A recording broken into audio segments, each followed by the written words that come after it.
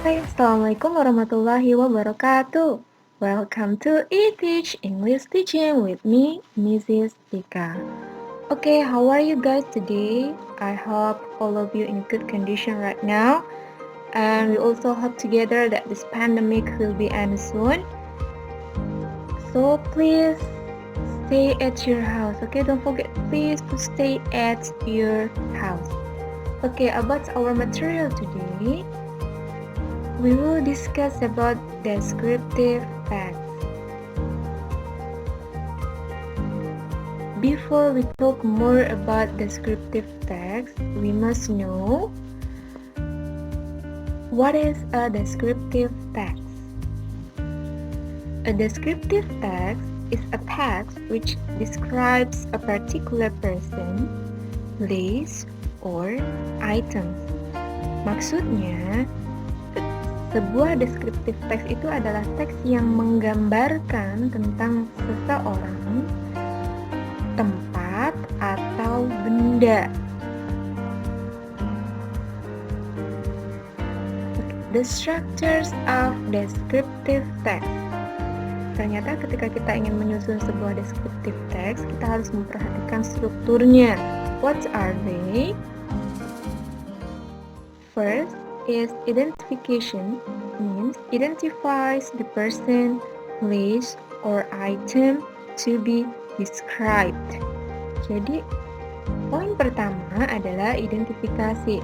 Maksudnya adalah kira-kira ini apa yang kita mau gambarkan di sini. Kita sudah mulai mengidentifikasi, boleh orang, boleh tempat, atau benda. Jadi di identifikasi ini mulai mengidentifikasi apa yang mau kita gambarkan. Boleh seseorang, boleh tempat, atau benda. Second part is description, means describe parts, qualities, and characteristics. Means di bagian kedua ini kalian sudah mulai menggambarkan objeknya. Yang tadi kalian sudah identifikasi di bagian pertama. Mungkin kalian mau mendeskripsikan orang. Jadi di sini di part kedua ini mulai digambarkan orangnya itu seperti apa dan karakteristiknya mungkin seperti apa. Begitu juga ketika kalian memilih objeknya itu sebuah tempat atau sebuah benda. Jadi sekali lagi, struktur dari descriptive text itu ada dua. There are two structures of descriptive text. First is identification and the second part is description. Apa aja tadi itu identifikasi dan apa saja itu deskripsi sudah saya jelaskan sebelumnya tadi. Oke? Language features of descriptive text. Descriptive text itu ternyata mempunyai tatanan bahasa yang sering digunakan, maksudnya di sini dalam penyusunan descriptive text. Oke. First, mostly use simple present tense. Jadi kebanyakan descriptive text atau biasanya itu menggunakan simple present tense, waktu sekarang. Such as, contohnya, the cat has brown colors. Kucing itu berwarna coklat. Di sini dia menggunakan simple present tense. The cat has brown color. Second, use many noun phrases to make interesting. Jadi biasanya banyak menggunakan noun phrase. Apa itu noun phrase? Noun phrase itu adalah gabungan dari adjective plus noun, kata sifat dan benda. Such as cute cat. Kucing yang lucu, cute, adjective, cat, noun. So, inilah yang disebut dengan noun phrase. And then second, soft fur. Adjective soft and then noun-nya fur di sini. Jadi noun phrase di sini adalah adjective plus noun. Jadi biasanya kita menggunakan noun phrase atau descriptive text itu banyak menggunakan noun phrase supaya lebih menarik. Jadi fungsinya noun phrase di sini adalah menggambarkan sesuatu itu supaya lebih menarik. Oke. Now I have one example of descriptive text. Okay, let's see together. Let me tell you about my favorite place at my house. It is my lovely bedroom. I like this place because it is very comfortable. Look, second part. I spend much time in the room such as sleeping, doing my school assignments, reading books or comics, listening to music and having a nap. My bedroom is large enough. There are a big bed with 2 pillows and a bolster, a wardrobe to keep my clothes, a bookshelf to keep my books, and a desk and chair to study.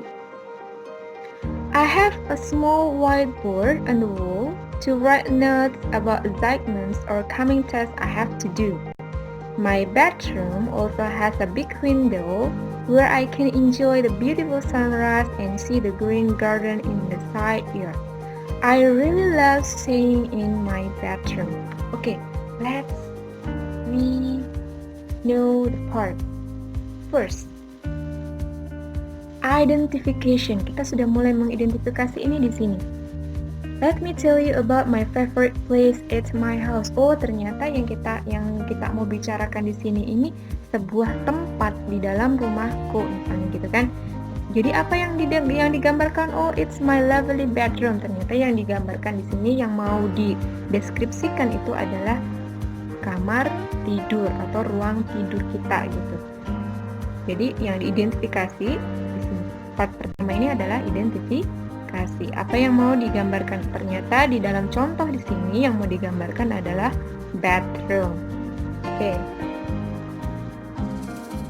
Second part is description. Ternyata di sini sampai dari paragraf 2 ke bawah ini adalah mulai menggambarkan bedroomnya itu seperti apa dan apa-apa saja kegiatan kita di dalam bedroom itu kita gambarkan semua di sini.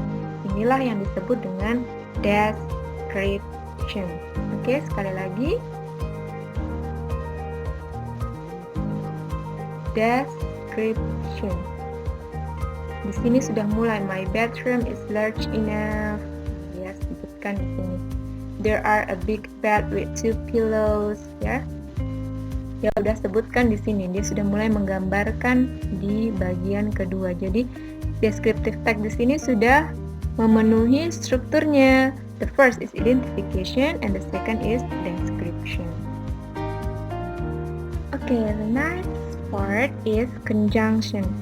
Okay, if we want to make a text or a paragraph or we want to speak to another person, we need conjunctions to make our conversation or our text is more interesting. What is conjunction? Conjunction in bahasa Indonesia adalah kata penghubung. Oke, kata penghubung. A conjunction is part of speech that is used to connect words, phrases, clauses, or sentences. Jadi a conjunction ini digunakan untuk menghubungkan kalimat atau kata. Okay, what are the conjunctions in English? First is but atau bahasa Indonesianya tapi. Second is and or dan. And the third is or atau. And is a conjunction connects clauses or sentences or to coordinate words in same clause. Contohnya, Vina and Tuti do their homework together. Vina and Tuti do their homework together. The second example is I like ice cream and avocado juice. Jadi di sini ada dua hal yang sama. Misalnya, contoh yang kedua, saya suka es krim dan jus alpukat. Second is but. But is used to show contrary between two conditions. Maksudnya di sini ini untuk menunjukkan dua keadaan yang saling berlawanan. Example, I'm sick, but I have to go to school. Saya sakit, tapi saya harus pergi ke sekolah. Jadi ada dua kejadian yang berlawanan. Dia sakit tapi dia harus pergi ke sekolah. Second, Dika is rich but he is not singing. Okay. The third conjunction is or. Or is used to make a choice between two conditions or items. Kalau or ini digunakan untuk membuat sebuah pilihan di antara dua kondisi. Contohnya, which one do you like? An apple or a banana? Mana yang kamu lebih suka? Apel atau pisang? Dia bilang begitu. Jadi memilih dua item, memilih di antara dua item di sini. Oke. I'm confused whether I buy a handphone or a laptop first. Saya bingung mana yang harus saya beli duluan. Handphone kah atau laptop? Okay guys, that's enough my explanation about the descriptive text. Thank you for your watching. See you and bye. Wassalamualaikum warahmatullahi wabarakatuh.